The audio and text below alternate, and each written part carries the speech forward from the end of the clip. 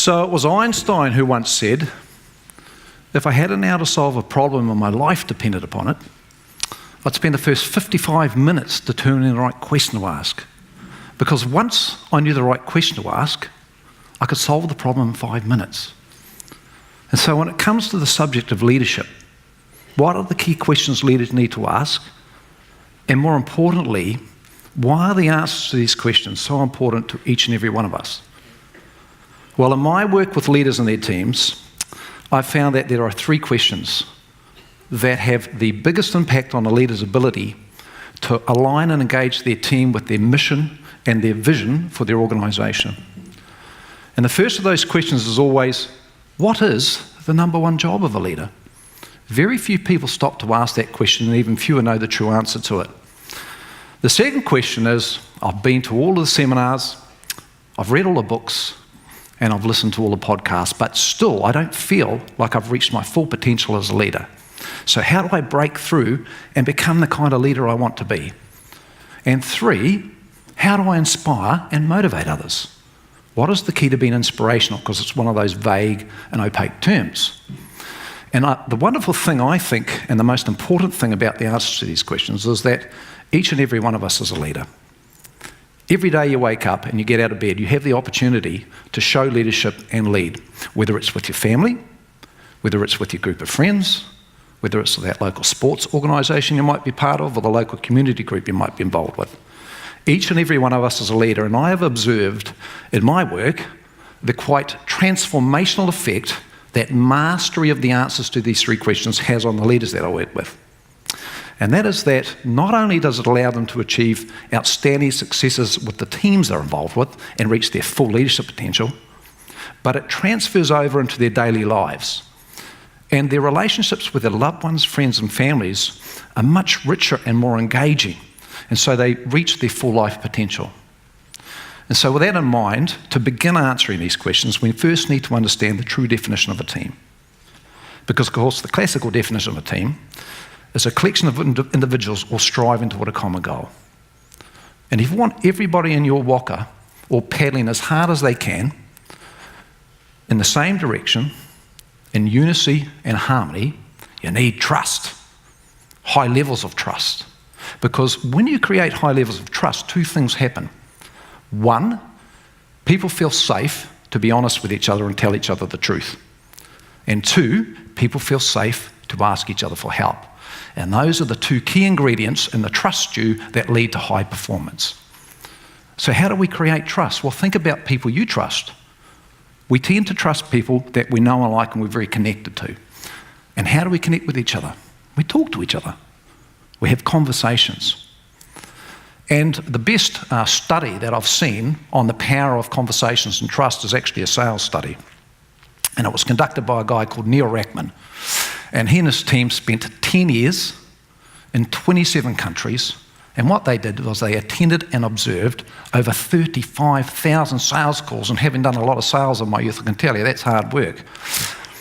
And what they found was that 80% of people say yes after 5 or more meaningful conversations.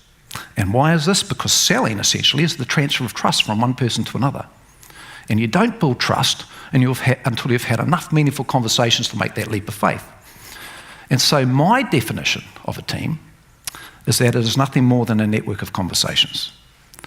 And you can look at these conversations a little bit like an iceberg, and that 10% of an iceberg is above the waterline, but 90% of the volume of an iceberg is below the waterline. And so it is with conversations in teams. 10% of the conversations in any team are above the waterline, and we call those the spoken conversations. But the other 90% are below the waterline, and they're called the unspoken conversations. And the number one job of a leader, which was the first question I asked today, is to drain the water and facilitate that unspoken conversation and get it on the table, and that's how you build trust. But paradoxically, it is the number one failing of leaders. One of the most common examples I can give you is when I first sit down with leaders and I'm working with them, one of the first things we do is we look at everybody in their team and we figure out who are the really high performers, we call them A players, who are the average performers, we call them B players, And who are the poor performers? We call them C players. And those C players, not only are they not hitting their KPIs, key performance indicators, but they're not living the values. They don't fit. Does anybody know what you should do with a C player, by the way? Someone said fire them. I prefer the term free up their future.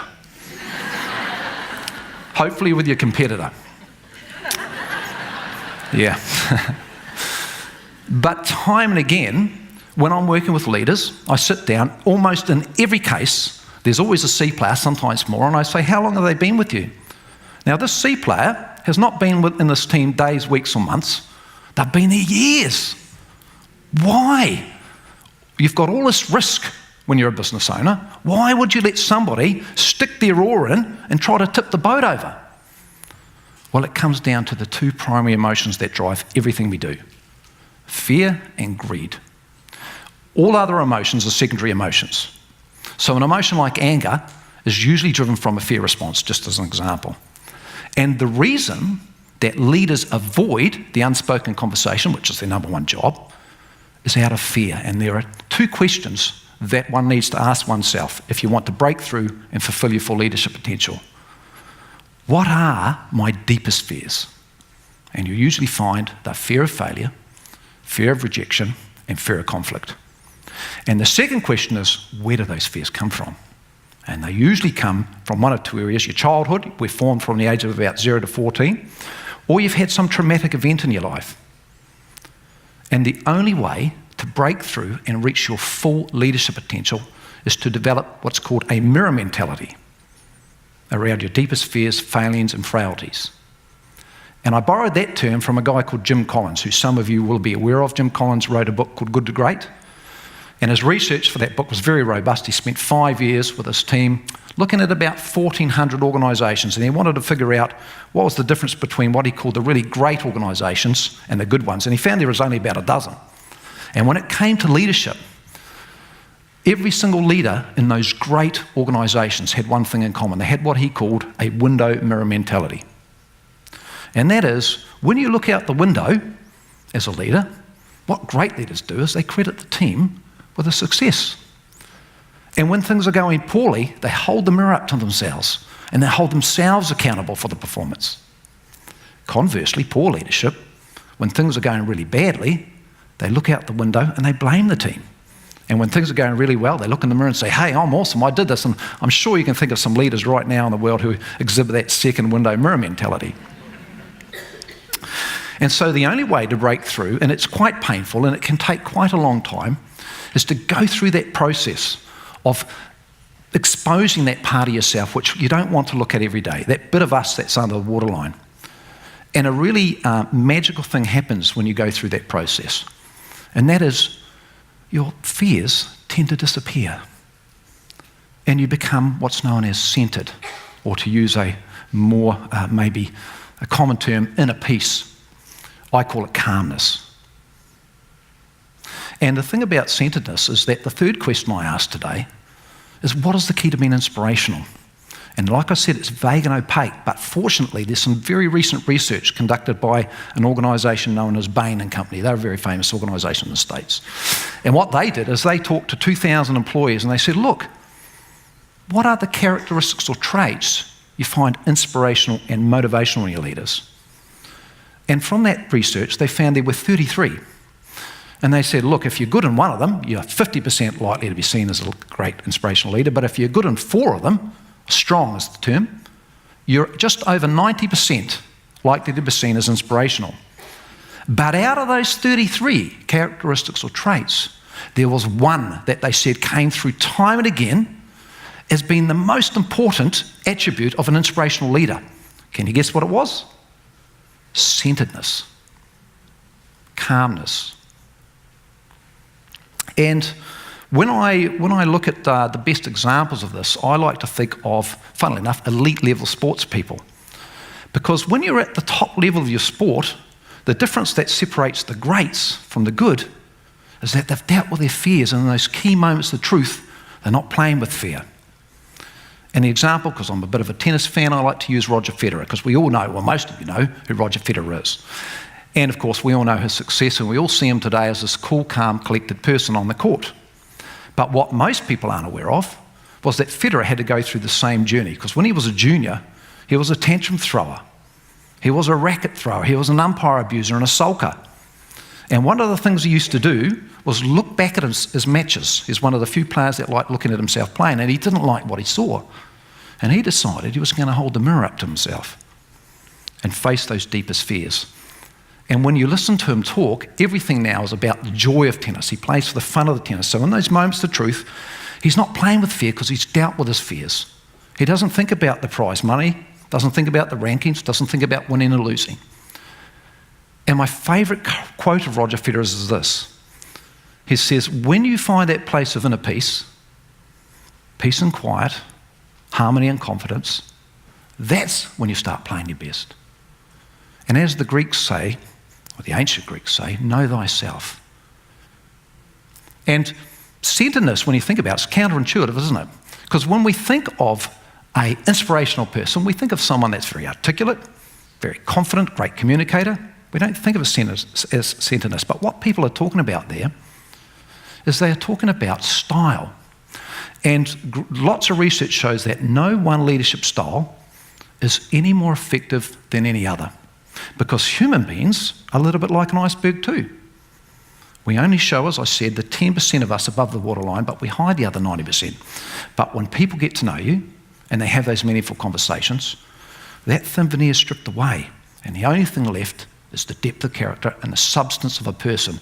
And substance and depth of character is what people will run through brick walls and walk over a broken glass for, not style.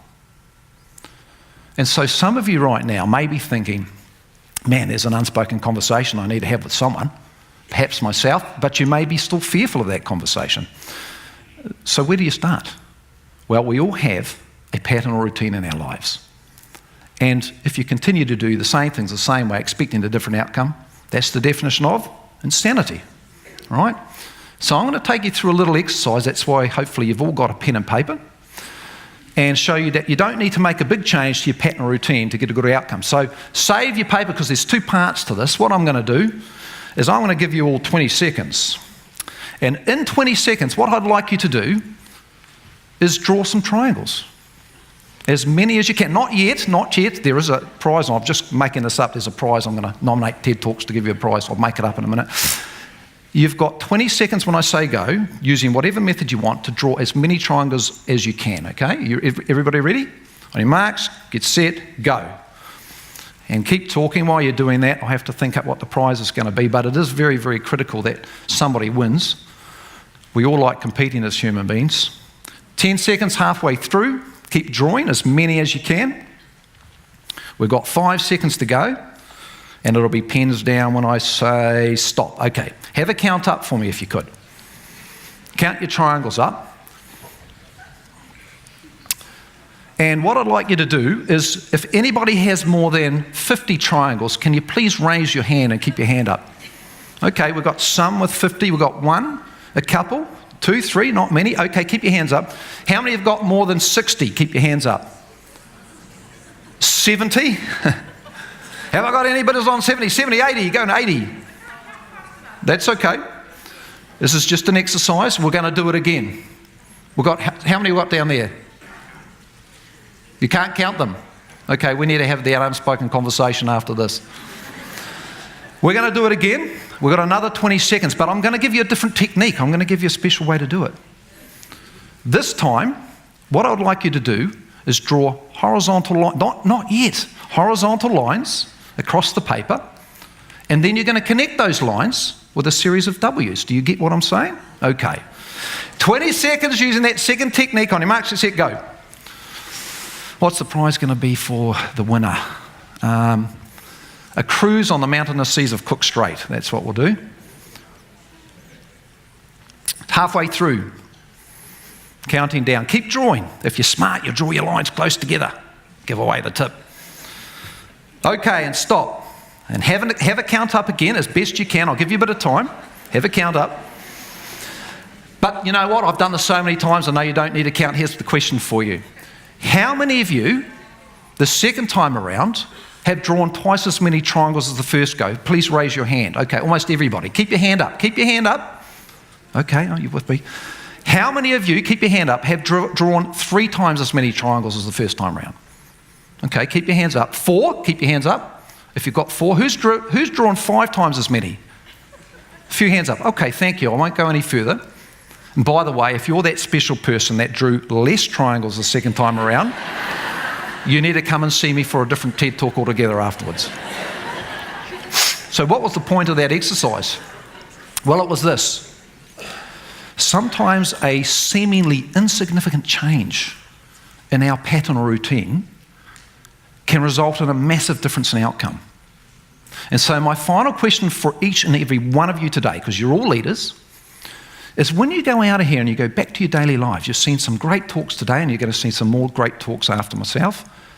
What is the small change you are going to make in your own pattern or routine that for you will result in lifting those fears, having that unspoken conversation you need to have, and in turn fulfilling your full life potential? Thank you very much.